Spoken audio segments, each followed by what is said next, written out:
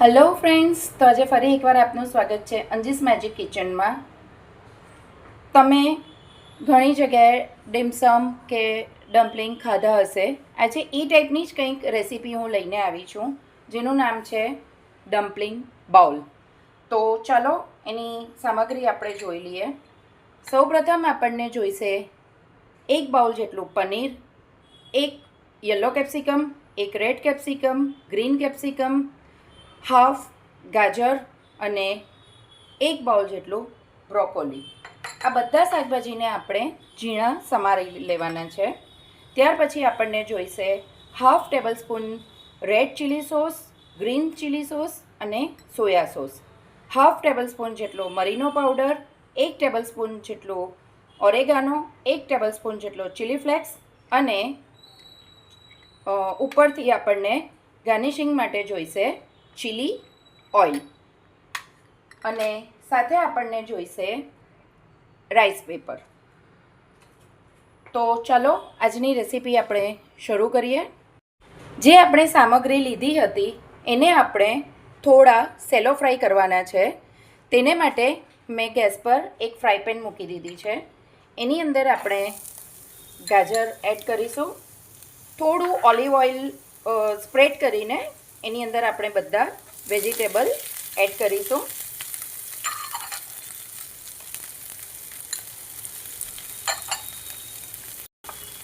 આ રીતે બધા વેજીટેબલ્સને આપણે 2 થી 3 મિનિટ સુધી સાંતળશું. તમે જોઈ શકો છો કે આપણા વેજીસ ખૂબ જ સરસ રીતે સતળાઈ ગયા છે. હવે એની અંદર આપણે એડ કરીશું પનીર. પછી આપણે જે મસાલા રેડી કર્યા હતા એ આપણે એડ કરીશું અને આપણે બરાબર રીતે મિક્સ કરી દઈશું અને અડધીથી 1 મિનિટ માટે થવા દેશું, જેથી આપણા બધા મસાલા ખૂબ જ સરસ રીતે મિક્સ થઈ જાય. હવે તમે જોઈ શકો છો કે આપણા વેજીસ અને પનીર અને બધા મસાલા ખૂબ જ સરસ રીતે મિક્સ થઈ ગયા છે.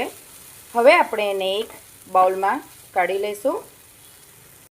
આની અંદર મેં નમક એડ નહોતું કર્યું, કારણ કે ઓલરેડી મસાલામાં, ઓરેગાનામાં અને બીજા બધા સોસીસમાં થોડું સોલ્ટી લાગે છે.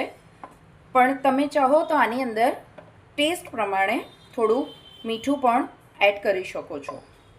હવે આપણે આ વેજીસને આ રીતે એક બાઉલમાં કાઢી લઈશું. આ રીતે મેં વેજીસ હાફ આ બાઉલમાં કાઢી લીધા છે. હવે આપણે જે આ રાઈસ પેપર શીટ લીધી હતી એને આ રીતે પાણીમાં 2 થી 3 સેકન્ડ માટે પલાળીને સોફ્ટ કરીને કાઢી લઈશું.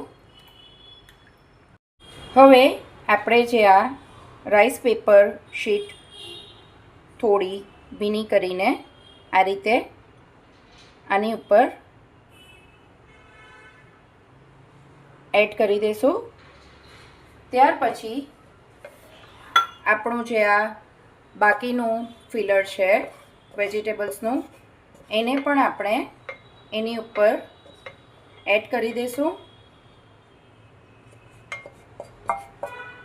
અને ત્યાર પછી આપણી જે આ બાકીની શીટ છે એને પણ આ રીતે આપણે કવર કરી લઈશું. તમે જોઈ શકો છો કે આને મેં આ રીતે કવર કરી લીધું છે. હવે એની ઉપર આપણે થોડું પાણી એડ કરીશું, 1 થી અડધી ટેબલ સ્પૂન જેટલું. હવે આપણે આને 4 થી 5 મિનિટ સુધી બફાવા દેશું. આ રીતે આને બાફવા માટે મેં આ ગેસ પર ફ્રાય પેન મૂકી દીધી હતી. હવે આને આપણે 4 થી 5 મિનિટ સુધી કૂક થવા દેશું. હવે તમે જોઈ શકો છો કે આપણો આ ડમ્પલિંગ બાઉલ ખૂબ જ સરસ રીતે કૂક થઈ ગયો છે. એને હવે આપણે ગેસ પરથી ઉતારી લેશું.